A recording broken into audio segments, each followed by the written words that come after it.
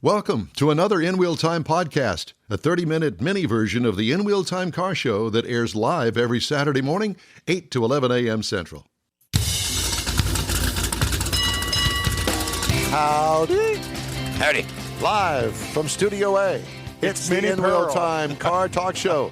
Coming up, John Vincent, senior automotive correspondent for U.S. News and World Report with the best EVs for road trips.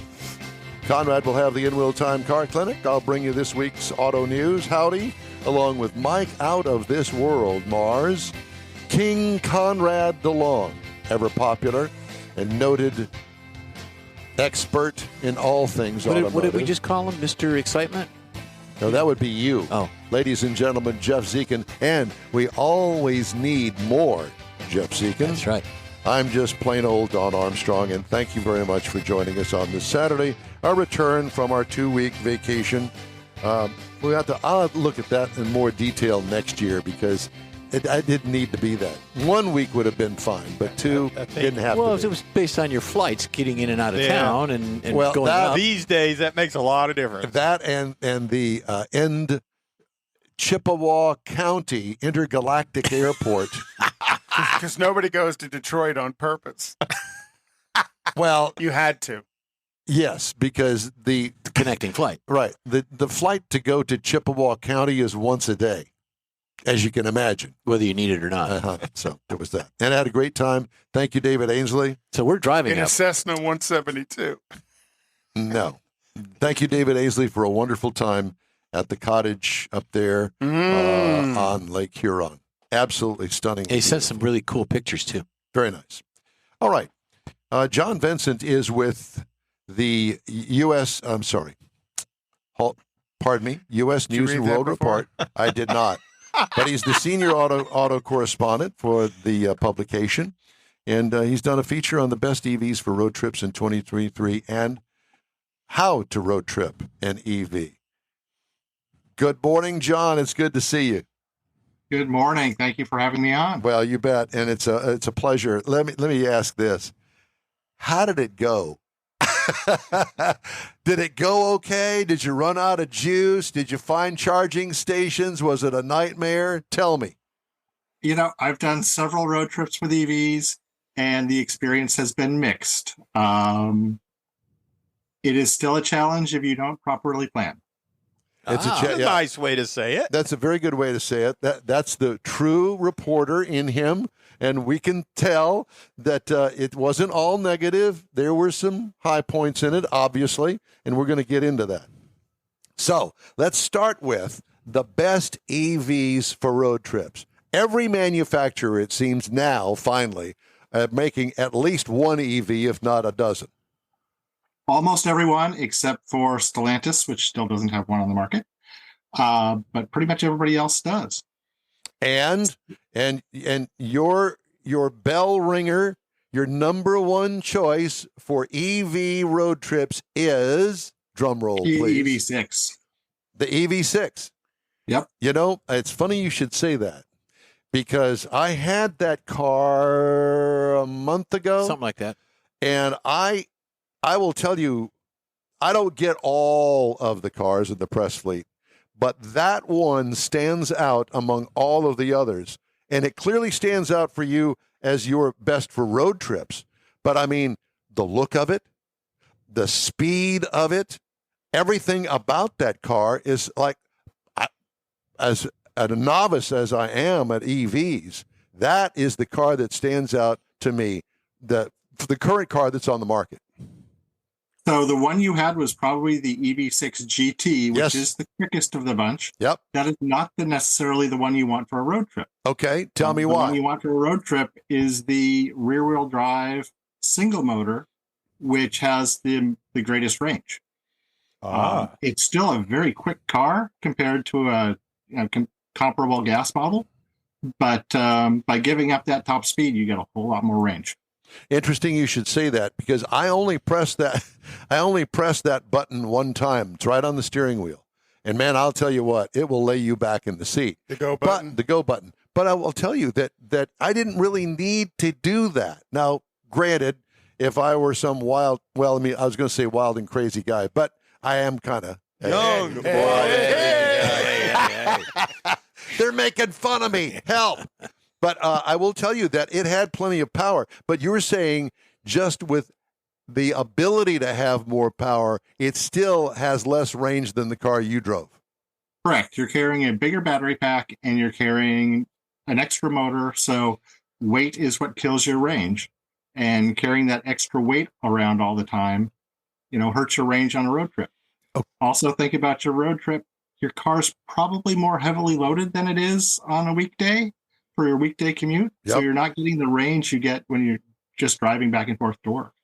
And what kind of range between charging stations, what was the longest time that you could go? And what did the manufacturer say? Were they even close?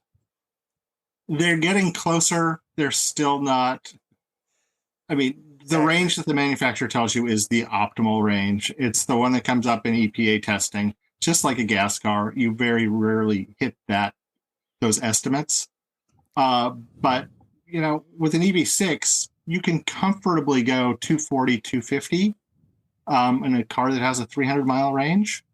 And you don't really want to go much longer than that because depending on where you are in the country and how close the charging stations are together, Right. The charging stations networks are not as robust or reliable as they need to be. How's that for I love reliable, that. yeah. You're Nice way. such a good reporter. So you always want to plan to have another charging station within range if that first charging station you plan on working doesn't work. Or if there's good a line, point. Good or if point. there's a line down the freeway to get into it. Yeah, that usually doesn't happen unless it's a Tesla charging station, but Tesla charging stations are generally fantastic. They're the most reliable out there. And where did you road trip?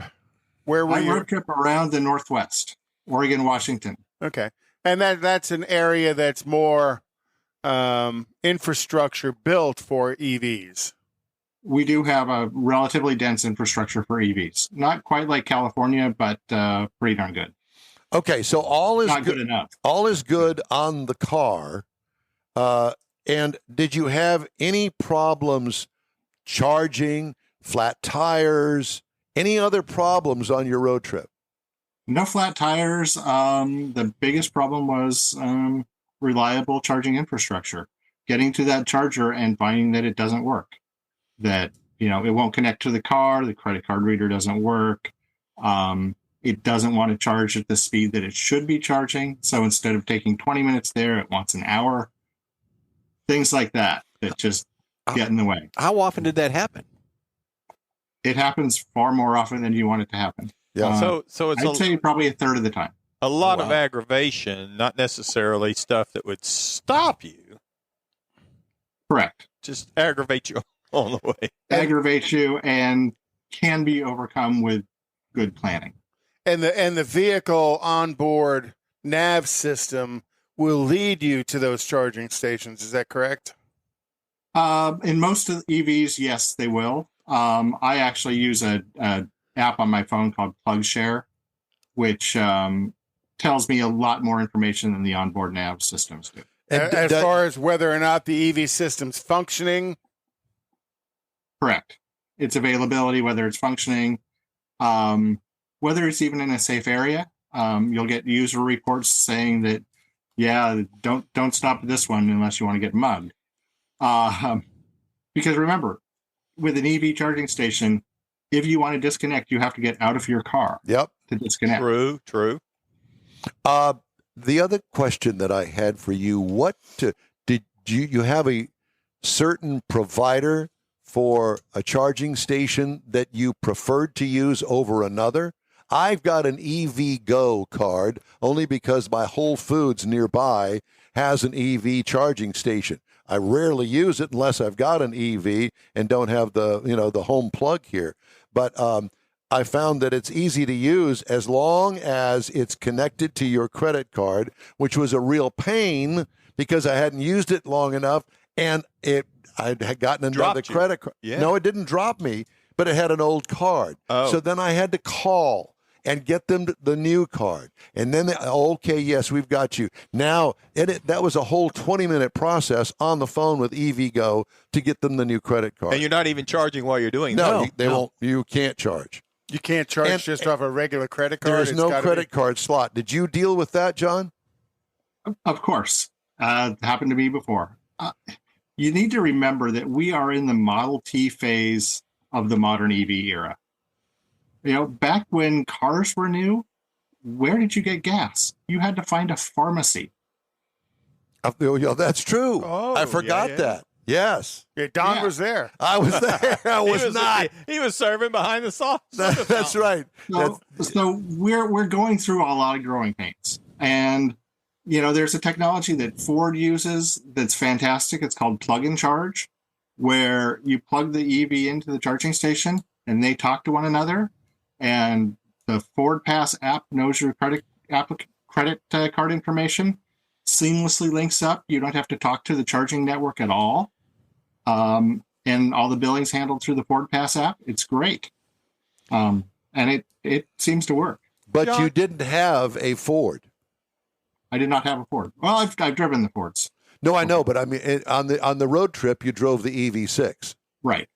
But the Ford charging station was good to go with the Ford plug-in charge technology that works with Electrify America charging stations. Gotcha. Okay. So John, what do you see about the there's a Tesla's built in its infrastructure, and Ford's kind of partnered with them on that. But now GM and a couple others have said, we're going to go build our own. And so, and it's not going to work with Tesla, which means it's not going to work with Ford. It is actually going to work with the Tesla. Well, then I misread it. Yeah, it will have both what's called a NACS adapter or NACS plug, North American Charging Standard plug, and the CCS plug that everybody uses except Tesla right now.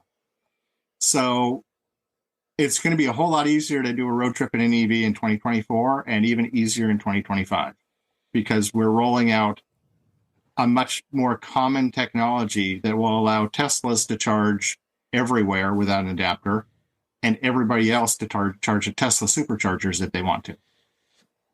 Well, that'll make a big difference to have some sort of standardization. Right. What do you see as far as, that's the pretty bold statement that a lot more in 2024, double the amount? How many do you think is going to be out there in 2024? I think they'd like to have double the amount in 2024. And with the common standard, even if you don't install another charging station, you have access to double the number because you have access to both networks. Gotcha. Well, part of my issue, and it has always been, is with a gasoline motor, I can get 30 miles per gallon, depending, obviously, on the engine, the car, that sort of stuff. But let's just say 30 miles per gallon. Okay? Great. I go down here to the 7-Eleven. I fill it up. Takes me, if it's empty, takes me maximum 5 minutes. Wash the windows and do all that stuff. Whereas with the EV, what's the minimum time that you got to charge? 30 minutes for an 80% charge? So in a vehicle like the EV6 or a Hyundai Ioniq 5 and Ioniq 6, Genesis GV60, you're talking 10% of the battery to 90% or 80% of the battery in 18 minutes. It's not bad. That's not bad at all. That's a lot better. That's better, but it's still not 5 minutes. But, your range is 250, 300 miles. Do you take that many road trips where you're not going to want to stop for 15 minutes every 250 to 300 miles? No, of course not. And that makes perfect sense. No, I got that. But for instance, like here, let's just use the trip from Houston, Texas to Dallas, Texas, 250 miles. There is a beautiful Buc-ee's. I don't know whether you're familiar with that or not, but there's a beautiful Buc-ee's about halfway. Madisonville. And they don't have any charging stations that I'm aware of yet at that Buc-ee's. I'm sure that they're coming. But they will. I'm sorry?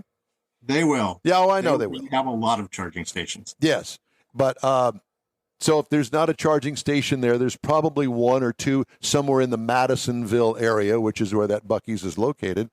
But until then, am I going to make it? Am I going to make it from Houston to Dallas on that 250-mile charge that, only go 55 miles an hour, don't touch the accelerator pedal, don't brake, don't do anything, hold your breath, and you'll make it the 250 miles. Hold my beer. And don't use your air conditioner heater. Yeah, that's right. Yeah, that too. Go. Yeah. So you have all of that stuff in your head, and that's your experience on the road too. Yep. Like I said, we're in the Model T phase of this.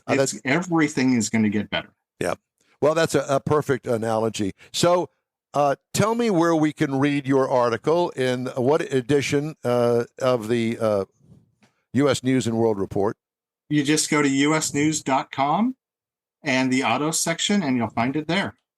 Well, it has been a real pleasure to talk to you, and we thank you very much for joining us today. Hey, next article that you write, let's hear from you. We want to put you on the show and talk to you about it. Absolutely. I have new stuff coming out every day. Awesome. Hey, John, I want to apologize. I was sitting here looking at you, and I'm going, I know this man. And when you said Northwest, ding, ding, ding, ding, it all came together there. So we've known each other for a while. I know. I just, it just didn't register. Way to go, Mars. There you go, buddy. Hey, I'm getting to be almost as old as Conrad. Or me. Mars just took his Prevagen and remembered something. He's got you on a Christmas card list now. Yeah, he remembered to put you on there after 5 years. Yeah. John, thanks again, my friends. Good to see you. We appreciate it. We'll talk soon. Yep. Looking forward to speaking again. Thanks. John Vincent, Senior cool. Auto Correspondent, U.S. News. Love that. Nice guy. Great guy. Yeah. He's He's one of us. Ussens. He may not know this or talk about it or write about it, but are there aftermarket upgrades for an electric vehicle? Yes. You said that with a very strong I've talked to other people about them. Well, you could upgrade the battery in your Right. Tesla. When you buy it. No. No. After you buy it. After you buy Yeah. it, just See, put a that's what I'm bigger talking battery about. pack in it. Stuff like that. Open up that wallet. Yeah. Oh yeah, seriously, open up that wallet, turn yourself on your head, and shake all the money out of your pocket. to Pretty do much. Yeah. But you can. it. Yep. Wheels and tires, Well, that's- all that's- those things. But Really a yeah, normal but they thing. have electric upgrades for the system, but they are ungodly expensive. Yeah. I'll bet. Well, just think of it. I mean, you have to go in and you have to change all this stuff in the computer. True. And Tesla Or does all of that with multiple your battery computers. purchase. But, ooh. And then what happens if you do it and Tesla comes in and says, you ain't doing that Well, on my Tesla- car, and they override it. Tesla is looking in your car all the time. That's what It's I'm like saying. General Motors, nobody wants to admit it, but General Motors is looking in your car through OnStar. It's Mary and has Barrett's been looking for at you years. Yeah, Mary Barrett, she gets $29 million a year to look at you. to look at inside your car. I wanted to push that button so bad. $29 million a year she gets to destroy a corporation I like just General poked the Motors. bear. Did you see how much General Motors made Put the in key the in last and quarter? start him. $9 billion. What? So they need to give And her how a raise. much are you charging Yeah, for she that needs a pickup raise. truck? Yeah. She needs a Yikes. raise. All right, let's move on. Time now for Conrad's Car Clinic as He's he gets a working little too water hard. there. What are we on the car clinic today? Well, I saw something about power adders. Power adders. Yeah, we're today I'm going to talk about blowers versus turbochargers. There's engines again are air pumps, and how much air can you get in? How much fuel can you throw in it? How big a bang can you make in the middle? And that bang is sometimes gasoline, sometimes nitromethane. But you need to have oxygen to create that explosion. So how do we add more air, oxygenated air to the engine? So today I'm going to talk about blowers and turbochargers. You can also add more oxygen through nitrous oxide, but I'm not going to talk about that as a power adder. So this is kind of the typical blower most people think of. It's a root style blower. Now this is probably a GMC or a 871, 2, 3, It says Tesla on it. 671 blower That's fitting the- on top of a small block Chevy. Yeah. That was the Bible back then. Oh yeah, and then this blower is belt driven, so there's a pulley on the crankshaft that drives that pulley on the front of the blower, and that pulley, that drive system costs horsepower to drive it. Now, in a top fuel car that's putting out 12,000 horsepower, driving that blower may cost 1,000 horsepower to create, but at 12,000 horsepower, that's you can't get all that power to the ground. Yeah, a viable trade-off. Right. So any supercharger requires horsepower to drive. So there's kind of a give and take on that that belt-driven compressor. And then they have bolt-on compressors for LS motors as well, which are very common. GM does it in the LSA and the LT4. Now, most of the blowers that we're looking at are what are called screw blowers. So there's two counter-rotating screws that compress the air in the middle and force the air into the engine. And that's how they increase the amount of oxygen going into the engine. The system diagram of a belt-driven blower that's direct drive, here's the LS motor bolt-on, is the direct drive blower on the engine. There's also some that aren't screw type blowers. These are other blowers that look like a half a turbocharger that are also belt driven. So they use what, for lack of a better way to say it, what the insides of a hair dryer. And inside that hair dryer, you take the air in the middle of the device, you compress it and throw it out the edge of the device. And that's how you get the compressed air to go into the engine. And the benefit of turbocharging versus supercharging is turbocharging, they use the energy of the exhaust blowing out of the engine to turn one turbine wheel, and that's connected to the compressor wheel. So we're not burning energy through a belt drive. You're using the energy that's expelled by the engine through the exhaust system to turn the turbo. So again, it's kind of like a hair dryer. Sorry, Jeff, I didn't mean to say hair dryer to you. And I carry a comb with me still. You know why? I can't part with it. I can't part with it. So again, turbochargers, you have to have some kind of a boost controller. Same with superchargers. There has to be a way to manage how much boost is going in the engine and control it, because you can put so much in there, things go boom. Yeah. Which is, turbo or top fuelers go boom quite a bit. Yes. And that's when, especially in like the funny cars, you see the engine, the body come apart as it's doing. Now, some of the superchargers are actually connected directly to the crankshaft, and they use a drive system of gears to overdrive and underdrive the impeller of the supercharger. So you can go with big overdrives. And you can do the overdrive and underdrive with the pulley systems as well. Bigger pulley on the crankshaft, smaller pulley on the compressor can make it create more boost faster. So really, again, turbochargers, if you broke it down, look very much like a hair dryer. And on the exhaust side, it's going in the bottom or going in the side, and then the exhaust is streamed out through the middle. On the compression side, it's drawn in from the middle, and the boost is blown out through the side of it. So that's how they work. Super simple. Turbos, you're seeing more and more manufacturers are using turbocharging because it's free energy versus supercharging. But there is a lot of supercharging out there as well. But the free energy of the exhaust system creating the boost is easier than the belt-driven. Some sad news. Uh-oh. Performance auto entrepreneur Eli Reeves Callaway died July the 11th after sustaining injuries in a fall. The Callaway Cars and CEO was 75 years old. Callaway founded Callaway Cars in 77 in his garage in Old Lyme, Connecticut. Former Formula V champion driver, Callaway learned engine building, chassis tuning, and component fabrication while dreaming of becoming a professional race car driver. After running out of funds to keep racing, he put those skills to work building prototype turbocharger systems on a car borrowed from a driving school where he worked. The company's work for Corvette earned it a specialty vehicle manufacturer designation and led a world record in 1989 when Callaway Cars' twin-turbo Corvette hit 254.76 miles per hour, setting a production car top speed record that wasn't beaten until 2010. Wow. Isn't that something? Yeah. Reeves Callaway, I remember early on that I was always in awe of this guy because he was a Corvette guy. How old was the gentleman? 75. Wow. Yeah. in a fall. So don't fall, Don. Yeah, thank you very much. By the way, if you're into new cars, Toyota's next generation Land Cruiser SUV set to be unveiled next week. We'll borrow some front styling cues from the 80s Land Cruisers. Toyota, with the cherry red Land Cruiser FJ62 used as a backdrop prop for comparison, released another image this past Wednesday previewing the Land Cruiser with rectangular headlights flanking an egg crate grille. Ought to be interesting to see. The Toyota badge is front and center in the grille. Blocky, chunky front fenders are similar to Toyota's latest big trucks, the Sounds Tundra real aerodynamic to me. and the Sequoia. It's a Land Cruiser. It's an off-road vehicle. You look like a GMC or something. Yeah. So anyway, we're going to wrap up today's show right after a quick break. Stay with us here on the In Wheel Time Car Talk Show. Everyone at the Tailpipes and Tacos Cruise In at the Loopy Tortilla Tex-Mex in Katy, thank you for participating in the best cruise in around and look forward to seeing you again. You'll hear about the next cruise in date right here on In Wheel Time.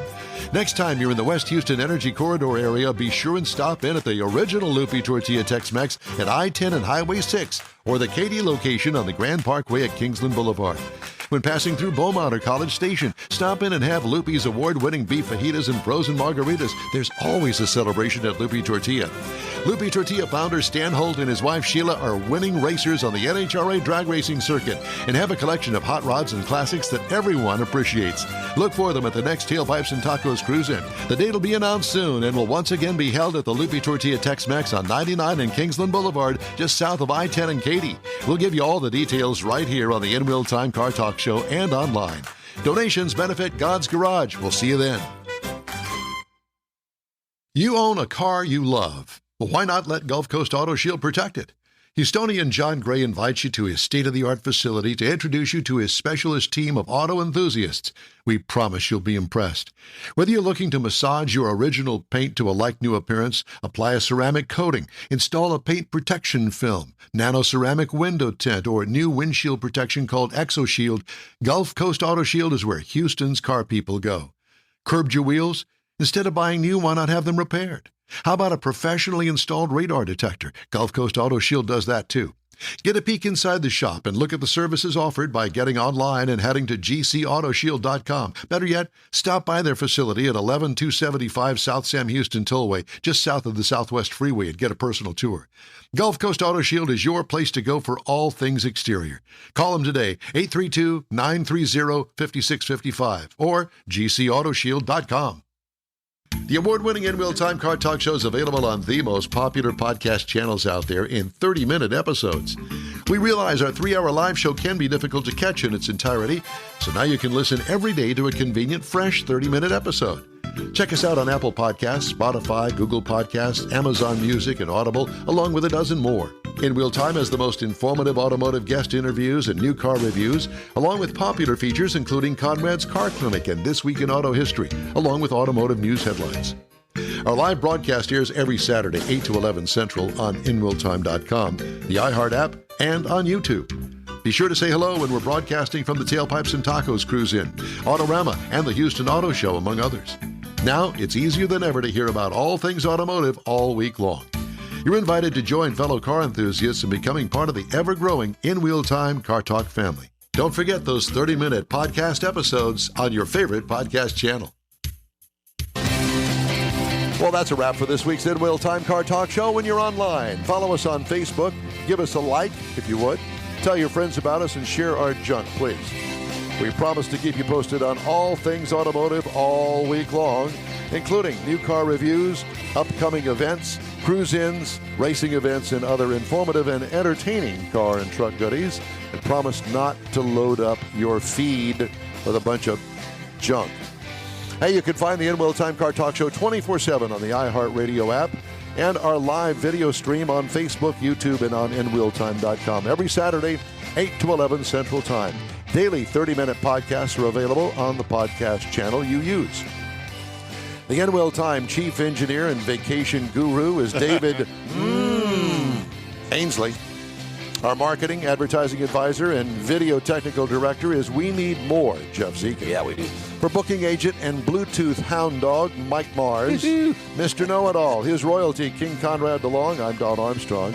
Hey, here's an invitation for you to join us next week for our hot August edition of the In Wheel Time Car Talk Show, Saturday, August 5th, 2023, on all of our In Wheel Time Car Talk outlets, right here on the Smoke and Mirrors Network, 8 to 11 a.m. Central Time.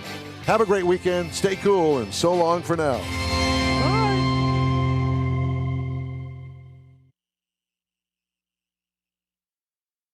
That's it for this podcast episode of the In Wheel Time Car Show. I'm Don Armstrong, inviting you to join us for our live show every Saturday morning, 8 to 11 a.m. Central on Facebook, YouTube, Twitch, and our InWheelTime.com website. Podcasts are available on Apple Podcasts, Spotify, Stitcher, iHeart Podcast, Podcast Addict, TuneIn, Pandora, and Amazon Music. Keep listening, and we'll see you soon.